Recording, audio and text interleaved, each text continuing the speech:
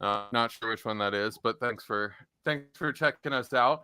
I don't even really know where to go with this episode. The Union keep losing, and but we're still doing previews to find out maybe who's gonna beat us on any given match day. So that's what we're doing tonight. I have Greg from Revolution Recap. Greg, welcome to the show.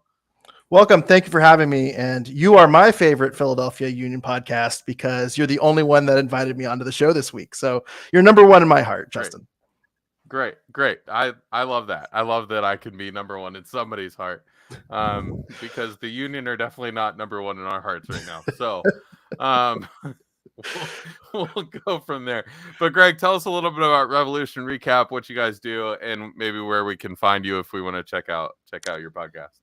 Yeah, so we're available on all podcast platforms. You can also find us on Twitter at Revolution Recap. We're also on Instagram and Threads for those of the people that are still holding out on Threads.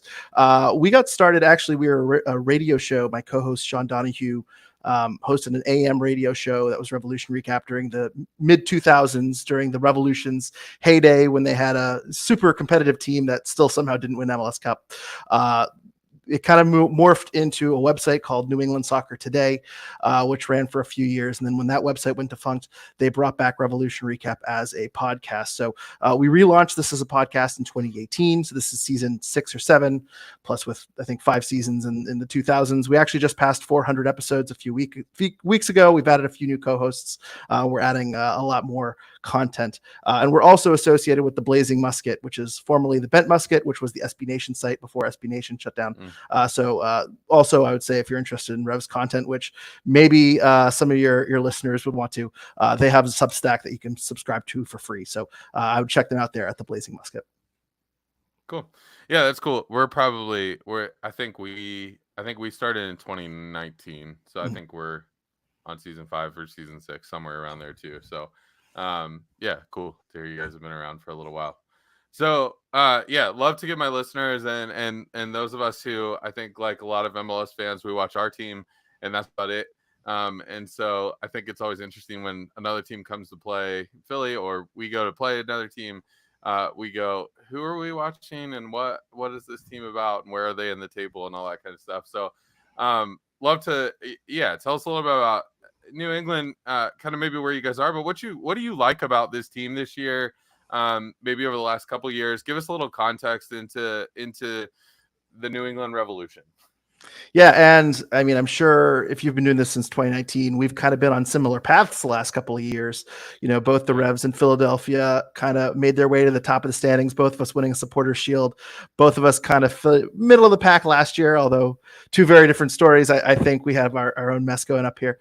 And then we've sank to the bottom somehow, which has really taken a lot of the air out of the rivalry. But yeah, I think the story about the New England Revolution really has to be about what happened last year with Bruce Arena being suspended and resigning. Technically, a lot of people feel that was a forced resignation, but that led to a lot of internal chaos. The team really struggled down the stretch. They were a bottom 10 team in MLS. Obviously, you guys took care of us pretty easily in the playoffs. This year, they've turned to Caleb Porter to kind of lead us into a new era. Disastrous start to the beginning of the year. They did okay in the Champions Cup, but disastrous start. It all came to a head. Actually, the last time we played, there was a 3-0 win up in Gillette Stadium. Ryan Spalding got a red card, and it seemed like it was all completely imploding before the Porter era even got started. There were reports that Porter was getting into fights with players over players not shaking his hand, that he was ducking Jonathan Kraft. He snapped at a reporter when the reporter asked why Dave Romney wasn't playing. A lot was going on. And since then, there was a bit of a recovery. The Revs won, I think, 5 out of their next 7 games, or there was a 7-game stretch where they won about 5 games.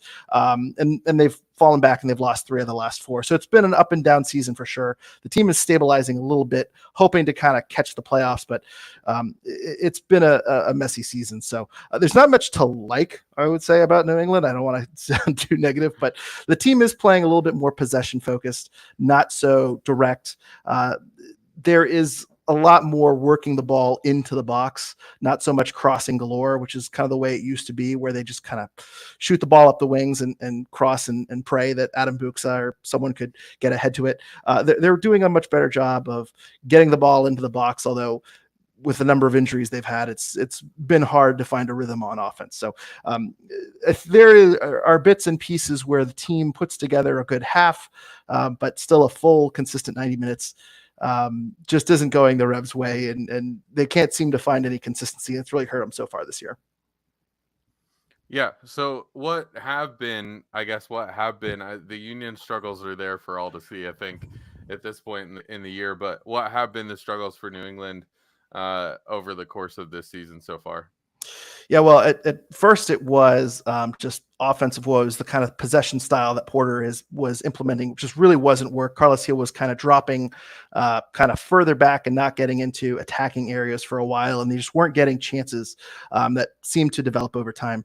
Another thing, too, has just been injuries. At the beginning of the year, Brandon By tore his ACL last year, so he's just started coming back. DeJuan Jones has slowly been coming back, and the team has been much more improved since he's come back, but both your outside backs were out for the beginning of the year, and that really, playing Nick Lima and Ryan Spalding was such a massive downgrade.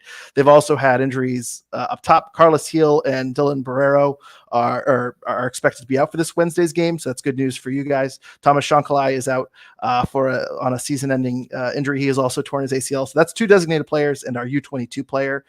So they're very shorthanded. And then our one designated player, Giacomo Vrioni, there's no depth behind him at the striker position. Bobby Wood is our backup striker, and he's really not fit. We've had to call up Marcos Diaz, a Revs 2 player, on a short-term agreement for the past 2 games. He might be there Wednesday as well. There's just been a lack of not having your best 11 really at any point throughout the season has really hurt this team. And it's really kind of we haven't seen this team kind of at its full potential. And then the other thing too is that the team is relying on veterans, Matt Polster, Mark Anthony Kay, Tommy McNamara. Those are 3 guys in the midfield that were all under contract going into the season that I think a lot of fans are kind of tired of, and they feel that midfield needs to be a position that is strengthened. And that's been an area that I think the Revs are targeting and looking for an upgrade. So there's just kind of good but not great pieces across the field.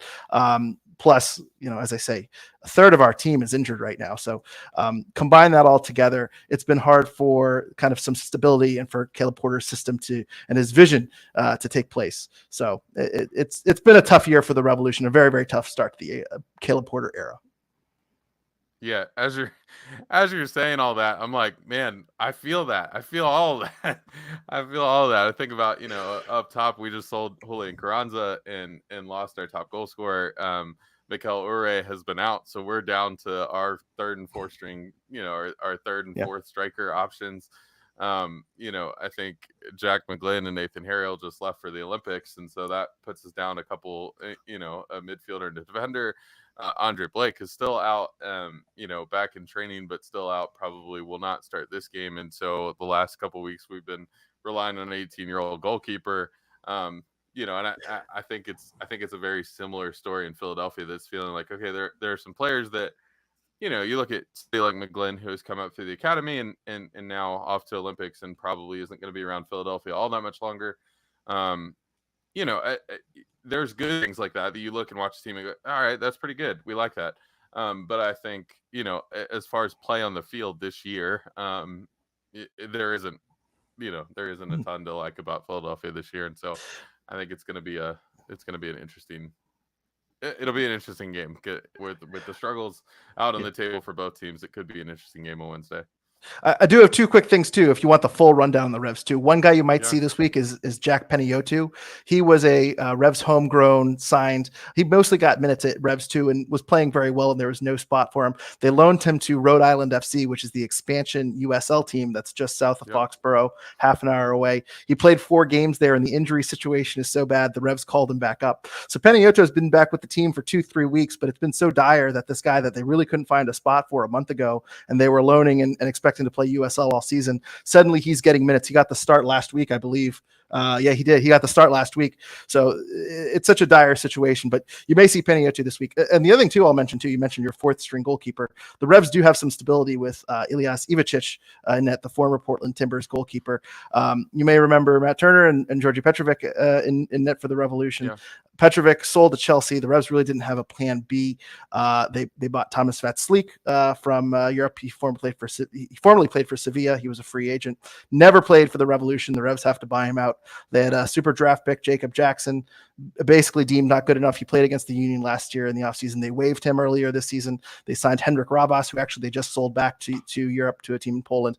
So they've had a rotation at goalkeeper as well, and they've landed on Ilias Ivicic, who has done a pretty solid job. So there's a little bit of stability there, but I think a lot of people are still very frustrated with having a great situation in Matt Turner and Georgi Petrovic, and then it's been complete chaos at the back in goal. So I'm sure you feel the same way. Andre Blake has been such a rock solid starter. You haven't had to worry at all about the goalkeeper position, and now suddenly it's complete chaos without him. I think we can relate to that for sure. Yeah, you mentioned a couple of players there, and I thought as I asked some of even like my views to the Bridge co-hosts, like questions we might want to talk about, or things we might want to talk about tonight. You talked about Matt Turner, you talked about Petrovic. Another name that I would throw in there would be Tejan Buchanan. Mm-hmm. Do you feel like, I think you talked about this similar kind of string that you guys have been on versus the Union. I think we're kind of seeing the same thing. I mean, obviously we sold Carranza just this year, but going back a couple years, Mark McKenzie on a big sale, Brendan Aronson, Paxton Aronson, Brendan Aronson on a huge sale, Paxton Aronson on a smaller scale. And I think one of the things that Union fans probably feel at this point is, hey, where did that money go? I mean, we got Gazdag, but Gazdag has been around for a couple years now, but it seems like none of that. There should have been more money in the pot to kind of get reinvested. How do you feel like the Union or the Revolution have been with those sales of some important players, Matt Turner and maybe Tejan Buchanan being two of the bigger names? How do you feel like the Revs have done with kind of that money? Oh, I feel exactly the same way you do. And I think you articulate it very well. And I understand the model too of, you build up a player, you sell him, you take that money, you reinvest, you probably buy a cheaper player, but then you grow him and sell him on. And a perfect example is Matt Turner. You sell Matt Turner to Arsenal for $7 million. You buy Georgi Petrovic for less than $1 million, and then you sell him for $19 million. All right. But you kind of said it. Where does that money go? The Revs haven't spent, they haven't bought a $19 million player. They haven't bought a $10 million player. Their record transfer fee was Gustavo Bo back in 2019. So where is that money going? I think a lot of fans are frustrated with that you see all these superstars. You see Tejan Buchanan, who's over at Inter and playing for the Canadian national team. And to their defense, they did buy Dylan Barrero with a U22 slot. And Dylan Barrero has a lot of injuries, and he just hasn't worked out. But Adam Buxa is another example. Adam Buxa sold for reportedly $10 million over to Lens in France. They didn't spend $10 million on Giacomo Vrioni. They spent $4 million. And Vrioni has had mixed results, really struggled in his first 2 years, is coming a little bit out of his shell, but still not nearly the player you want him to be. So I think a lot of people are seeing that model when it doesn't work. They say, well, why did we sell a player for 10 million, replace him with a guy that's 4 million, and then he's not even worth 4 million? That's a major frustration with the fans. And I think we're in the same boat as well. I think you guys are a little different because I think your academy is just so strong, and you built up so many players straight out of your academy. Whereas I think the Revs really had to do a little bit more outreach and recruitment of players from Europe and South America. Hopefully we have two guys in Esmir Berekterovic and Noel Buck, who's kind of coming out of our academy, but our academy really just hasn't grown as well as you guys have. So kind of different paths, but same frustrations for sure, where I think we're both in the bottom of the standings and we're wondering, what the heck happened? How are we how do we have this much money in the bank, and how are these our results? I think that's a pretty predominant feeling in the fan base for right now. Yeah, and it is frustrating as a fan. Obviously, I've always said, like, hey, I don't have access to practices, and I don't have practice to the front office, so I don't know. Like, there could be a lot of conversations, a lot of things happening behind the scenes that we're just not seeing, and things that are happening. And you look at the Union, and kind of the big news over the last, I guess 2 months when we've been losing all these games has been, Kavan Sullivan obviously got bought by Manchester City 4 years down the road. And so obviously that's exciting, but it's obviously like, okay, what is he going to be able to provide to the first team between now and then that makes that sale worth it? And so it is hard to kind of look at from the outside perspective. It's kind of hard to look at and go, okay, like, we're seeing all these sales and we're seeing these players being developed. And that's what makes me nervous so much about Jack McGlynn is like, it's obviously going to be a pretty good sale at some point in time. I mean, the guy's 19 right now. He's obviously has one of the best left foots in MLS. Obviously, young player is going to get a chance to shine on the international stage here in a month. But it's like, all right, so he's probably not going to be around the Union for very long. What happens next? And where does that money get reinvested into, and how does it make the first team better? Always a question to ask. And you don't hang banners for selling players, right? I mean, it certainly, in theory is good for the team, but if you're, as a fan, you should be saying, well, we only have this player for so many years. And if anything, that's more of a reason to go for it while you have this player. And when you don't see that investment, and you have that, investment from players that have previously been sold, it's doubly frustrating. So yeah, it's certainly not a good position to be in. No. It's hard for me at this point in time, because I look at the Union and I go, the question I've been asking myself is just, how long does this go on? I mean, I think we're at 9 games now. I think we're 10th since last winning. They haven't won a game in 2 months. By the time, I guess it'll be a day short of a month or 2 months since they have won a game when we play this one. And so I look at it and I go, okay, how long does this go on? Like, do they finally get a win here, sometime in the next couple of weeks and squeak one out, or figure out how to squeak one out?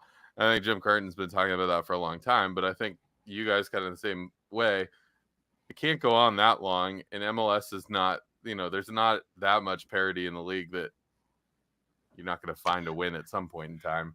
So any kind of prediction for how this game turns out? I'm going to go boring, and I'm going to say this is a 1-1 draw. I will say the Revs are. I think the Revs score first. I think they come out. They look like the better team, but the Revs play super conservative in the second half. Part of that is because our bench is so thin. We don't really have offensive substitutions right now. So our substitutions in the second half have really been, I don't want to call it park the bus, but very conservative, a little too conservative. And for a few games, they really got by with some 1-goal wins, and they kind of got by the skin of their teeth. It hasn't worked recently, and Orlando really dominated the second half last weekend against the Revolution. So I think this is going to be a 1-1 draw where the Revs come out, look like the better team, but then, the Union, nothing to lose. They need a win. I think they kind of go on the front foot. The Revs play a little bit too conservatively, and I think I think the Union find the tie in the second half. But I'm saying it's a 1-1 draw.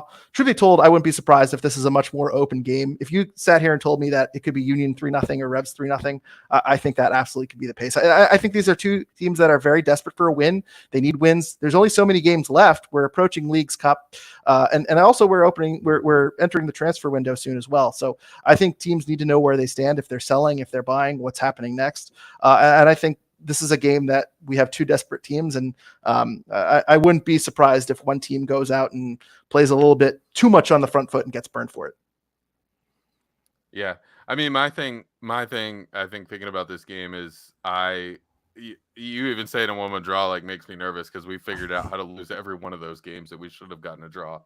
And so I don't know. I don't know how I feel about that. I think it's probably going to be, I think the Revs are probably going to win this game. I think the Union are just missing too many players. We just sold our starting striker. We're starting our 3rd and 4th string striker because, our second striker is injured, and we just lost probably our best midfielder, maybe second best midfielder to the Olympics. And, there's just so much on the team, so many things going wrong with the Union right now. So I think this kind of losing streak probably continues, but like I said, there's not enough parity in kind of where we are in the table. There's not enough parity that at any point a weird game happens where it ends up being 3-0 either team. So who knows? Well, I don't know if it was your last win. Was the last win up in Foxborough, the 3-0 game when Ryan Spalding got the red card? Was that the last time the Union won? Correct. That was the last time. Wow. Oh, wow. Well, what's funny too is that you guys came in, you guys were still struggling a little bit.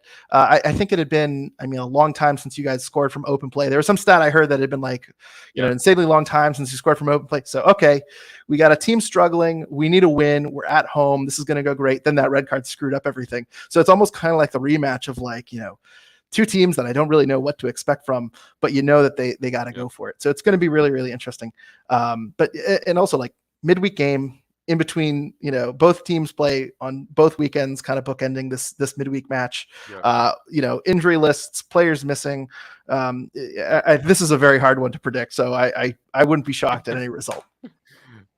Yeah. I think, like you said, I'd probably prefer it be a wide open game just to like have the joy of watching the game's fun to watch. If it's a cagey kind of, it's like, I don't want to watch that kind of game. But if it's just like two teams with, a lot of second string players trying to prove minutes and all that kind of stuff, I would love for it to be kind of a wide open end game, but we'll see.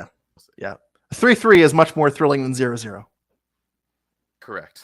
Absolutely. Well, thanks, Greg, for joining the show tonight and giving us some context to the match. And we'll look for you over at Revolution Recap. Yeah. Thank you, Justin. And best of luck on Wednesday. Yep. So we'll see you guys. You can find us at VFTBPod all over the internet. And then we'll probably record after this game. And but either way, we'll talk to you very, very soon. And enjoy the game.